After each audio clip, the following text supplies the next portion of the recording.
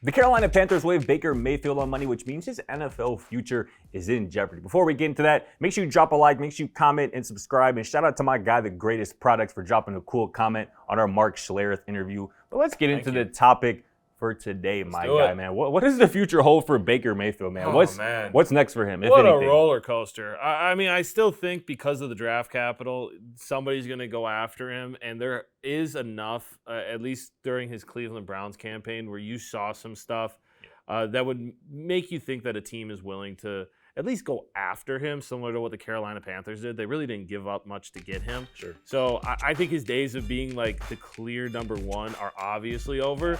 But I do think there's plenty of teams out there who can look at a guy like Baker Mayfield and see him as that bridge quarterback, or at least as a guy that, like, hey, we'll have him in if he competes well enough to get the job. That's great. Or he's either going to push the guy that we want to be our starter to be that level. Yeah. And I think it's going to be something like that, similar to maybe like a Teddy Bridgewater, maybe not to that level, but like kind of that journeyman where he can earn the starting spot, but nobody really wants him to be the starter long term. Definitely. No, that makes a lot of sense. I don't think this is the end of Baker Mayfield's NFL career, but it's certainly the end, if that hasn't already come, of him as a starting quarterback in the NFL. But with that being said, I think a spot that he could land at either this season, maybe next or moving forward, is the Indianapolis Colts. And this is still a franchise that I see that is really just a quarterback away from just being relevant. Not a quarterback away from being Super Bowl contenders or even divisional contenders in the weak AFC South, but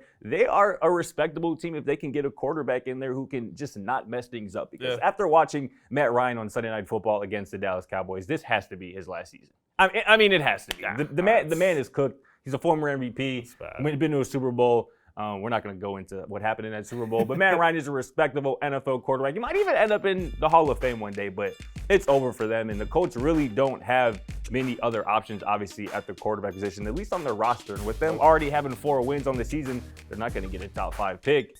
So I would like to see Baker Mayfield with Jonathan Taylor, Michael Pittman, Paris Campbell, and the crew, and a decent defense and offensive line maybe next season. That might be the best case scenario for our guy Baker here. Colts fans, I am so sorry. This is what it's come to. I don't disagree with it, but I feel so bad for you Colts fans. You went from, you got Peyton Manning, you had Andrew Luck for a little bit. Now you're going Phillip Rivers, Carson Wentz, Matt Ryan, and I'll throw in Sam Ellinger in there. Can't forget about Sam, man. And now Baker. Oh, my God. It's just like quarterbacks at the end of their career or just levels of mediocrity. I am sorry, Colts fans. You got to think, where's it going to come from? Where's the answer going to come from for the Colts? For them, like, they'll either have to trade up aggressively to go get, like, you know, Stroud or maybe Bryce Young. Which but you would think would just push them even further back because they've already given up they need to get the weapons more than anything. Yeah. Pittman can't be the only option. Yeah. But no, I think that makes somewhat of sense to go after a guy like that. I could see the Colts doing that. I don't think Irsay wants that. I don't think But that is a great example. This season, I mean, I know people shop around the 49ers.